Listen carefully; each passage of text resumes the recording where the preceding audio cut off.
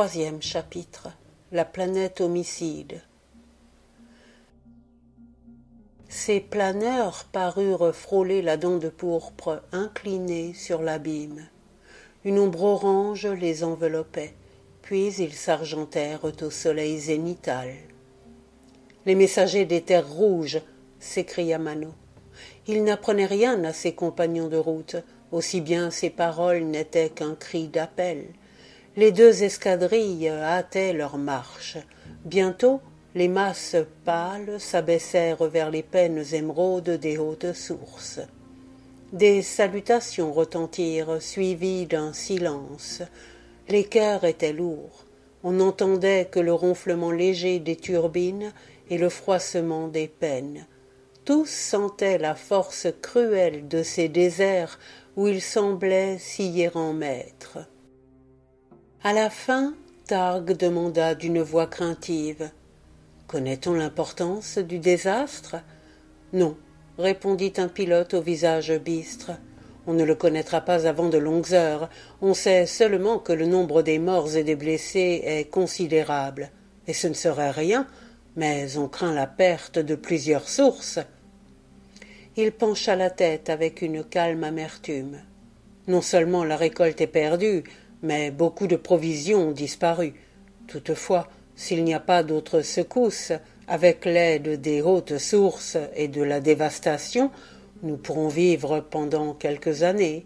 La race cessera provisoirement de se reproduire, et peut-être n'aurons-nous à sacrifier personne. Un moment encore, les escadrilles volèrent de conserve, puis le pilote au visage bistre changea la direction. Ceux des terres rouges s'éloignèrent. Ils passèrent parmi les pics redoutables, au-dessus des gouffres et le long d'une pente qui eût jadis été couverte de pâturages. Maintenant, les ferromagnétos y multipliaient leur descendance. Ce qui prouve, songea Targ, que ce versant est riche en ruines humaines. De nouveau, ils planèrent sur les vallées et les collines.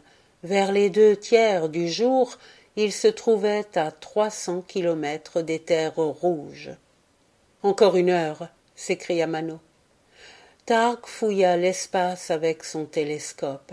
Il aperçut, indécises encore, l'oasis et la zone écarlate à qui elle avait emprunté son nom. L'esprit d'aventure, engourdi après la rencontre des grands planeurs, se réveilla dans le cœur du jeune homme. Il accéléra la vitesse de sa machine et devança Mano. Des vols d'oiseaux tournoyaient sur la zone rouge. Plusieurs s'avancèrent vers l'escadrille. À 50 kilomètres de l'oasis, ils affluèrent. Leur mélopée confirmait le désastre et prédisait des secousses imminentes. Targ, le cœur serré, écoutait et regardait, sans pouvoir articuler une parole. La terre désertique semblait avoir subi la morsure d'une prodigieuse charrue. À mesure qu'on approchait, l'oasis montra ses maisons effondrées, son enceinte disloquée, les récoltes presque englouties, de misérables fourmis humaines grouillant parmi les décombres. Soudain, une immense clameur déchira l'atmosphère. Le vol des oiseaux se brisa étrangement. Un effrayant frisson secoua l'étendue. La planète homicide consommait son œuvre. Seuls Targ et Aria avaient poussé un cri de pitié et d'horreur. Les autres aviateurs continuaient leur route avec la tristesse calme des derniers hommes. L'oasis fut là. Elle retentissait de plaintes sinistres. On voyait courir, ramper ou panteler de pitoyables créatures. D'autres demeuraient immobiles, frappées par la mort. Parfois, une tête sanglante semblait sortir du sol. Le spectacle devenait plus hideux à mesure qu'on discernait mieux les épisodes. Les 9 planèrent incertains, mais le vol des oiseaux, d'abord enfiévré par l'épouvante, s'harmonisait. Aucune autre secousse n'était prochaine. On pouvait atterrir. Quelques membres du Grand Conseil reçurent les délégués des hautes sources. Les paroles furent rares et rapides. Le nouveau désastre exigeant toutes les énergies disponibles, les 9 se mêlèrent au sauveteur. Les plaintes parurent d'abord intolérables. Les blessures atroces avaient raison du fatalisme des adultes. Les cris des enfants étaient comme l'âme stridente et sauvage de la douleur. Enfin, les anesthésiques apportèrent leur aide bienfaisante. L'ardente souffrance sombra au fond de l'inconscient. On n'entendait plus que des clameurs éparses, les clameurs de ceux qui gisaient dans la profondeur des ruines. Une de ces clameurs attira Targ. Elle était craintive, non douloureuse. Elle avait un charme énigmatique et frais. Longtemps le jeune homme ne put la situer. Enfin, il découvrit un creux d'où elle jaillissait plus nette. Des blocs arrêtaient le veilleur, qu'il se mit à écarter avec prudence.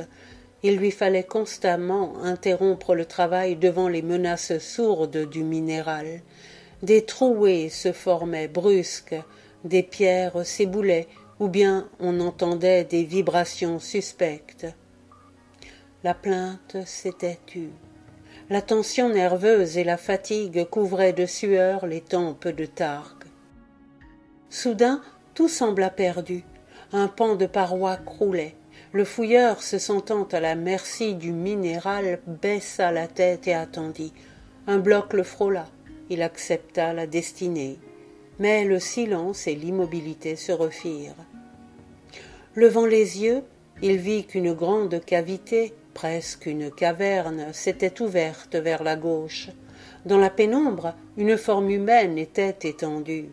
Le jeune homme enleva péniblement l'épave vivante et sortit des décombres, à l'instant où un nouvel éboulement rendait le boyau impraticable.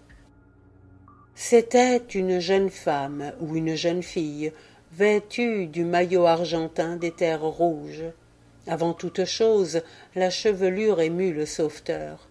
Elle était de cette sorte lumineuse que l'atavisme ramenait à peine une fois par siècle chez les filles des hommes. Éclatante comme les métaux précieux, fraîche comme l'eau jaillissant des sources profondes, elle semblait un tissu d'amour, un symbole de la grâce qui avait paré la femme à travers les âges. Le cœur de Targ se gonfla. Un tumulte héroïque emplissait son crâne. Il entrevit des actions magnanimes et glorieuses qui ne s'accomplissaient plus jamais parmi les derniers hommes. Et tandis qu'il admirait la fleur rouge des lèvres, la ligne délicate des joues et leur pulpe nacrée, 2 yeux s'ouvrirent, qui avaient la couleur des matins, quand le soleil est vaste et qu'une haleine douce court sur les solitudes.